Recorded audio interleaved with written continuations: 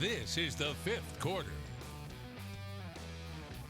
Welcome back into the fifth quarter. And Joe, a lot of our focus, this season has been on the Mid-Eastern Conference lately, rightfully so, but still some really great teams. We go out west in that Three Rivers Conference that a lot of people think could have state title implications. Well, you've got Whiteville, always a formidable opponent. We're about to get them here in just a moment. West Bladen, big game tonight for those two teams. It was. Both those two teams trying to pick up wins and a good pair. Let's go out to that Whiteville on the road at West Bladen. The Knights supporting the fight against breast cancer, taking on the Wolfpack. The Whiteville defense was shutting down West Bladen for a majority of the first half, and this evening storming to the football. Don't let the quarterback Tyreek Boykin get out of your grasp. But Whiteville, missed a few opportunities themselves as Ty Moss can't get his pass to connect here. Had a man open downfield. But you knew things would turn around for the Wolfpack. They're just too good not to get things going. Ty Moss with the rollout, tucks it in and runs, dives at the goal line, is in for the score to put Whiteville on top. And they would tack on a few more touchdowns after that, but West Bladen had a response a few drives later, and it comes courtesy of Mr. Tyreek Boykin. They can't contain him this time into open space, and the senior goes all the way to the house. But this Whiteville offense just a little too good tonight, Joe. They win it 56-6, the final score. All right, let's go from Bladenboro to Elizabethtown. The East Bladen Eagles looking to continue their winning ways against Fairmont, and the Eagles, well, they're going to go to the air. It's Tayshawn Berkeley on the quick out to Rashawn McCoy, and he stays in for the catch. About took out our cameraman there. Luckily, he's okay, and the Eagles, though, would have to settle for a field goal try, and it's no good, just wide right. And this close game would continue. Fairmont known for throwing the football, but they didn't have a ton of success in the second half as East Bladen making every open field tackle. In a game like this, you got to make things happen when you have the opportunity. This young man did right here for the Eagles. Yeah, huge hole here for Zaquaze Leach, following his blockers upfield into the open space, all the way to the house, finding pay dirt for the score. This came down to the final possession, but East Bladen holds on 41-38 the final. What a good win there for the Eagles, starting to play better football. And let's go out to the Coastal Lake Conference now. Up north, Heidi Trask on the road taking on East Carteret, and a good start for the Mariners. Jacob Nelson into the flats to Dion Todd, and the senior making things happen in open field, slicing and dicing his way for 6. East Carteret on the board first.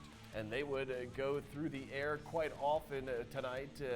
Well, another big pass this way down into the arms of Quaylick Nolan, and he will just walk it into the end zone. The Titans would finally get something going their way in the second quarter. Yes, they would, and that was actually slow-mo. He didn't actually walk that one in, but it looked like it, and you said the Titans got something going. It's courtesy of this man, Reggie Carr, slicing and dicing. Looked like he was going to have a chance to break this for a touchdown. Cameraman got lost there, but he steps out of bounds. Maybe he didn't think they were going to notice it, but Trask, they hang tough. But they fall short in the second half to East Carteret, 55-12, the final score.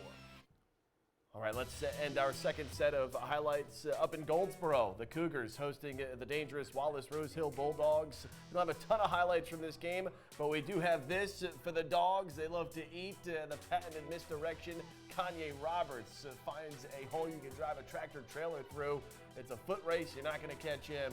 And track meet all the way to the house for a Wallace Rose Hill touchdown. Wallace Rose Hill bouncing back off their loss to Wake Forest. This one went back and forth early on, but the Bulldogs flexed their muscles in the second half. Good win for them. They take down Goldsboro 36-14, the final score, and a couple of great games there we talked about.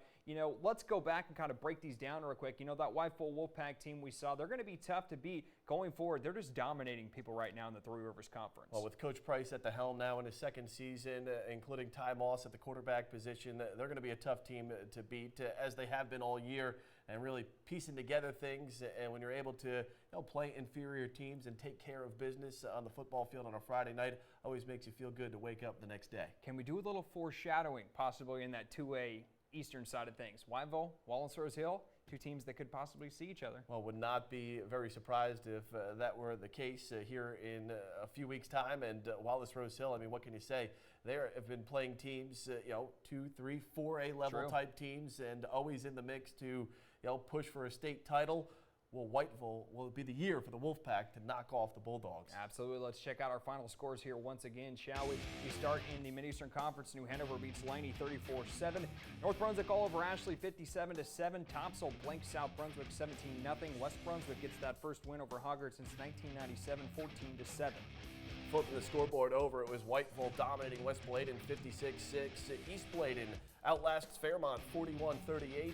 St. Paul's knocks off West Columbus 42-7. And South Columbus defeats East Columbus 43-14. And rounding out our scores, let's look at Pender. They fall short tonight at home against Richlands 47-0 the final score. East Carteret gets that win, as we just said, over Heidi Trask 55-12.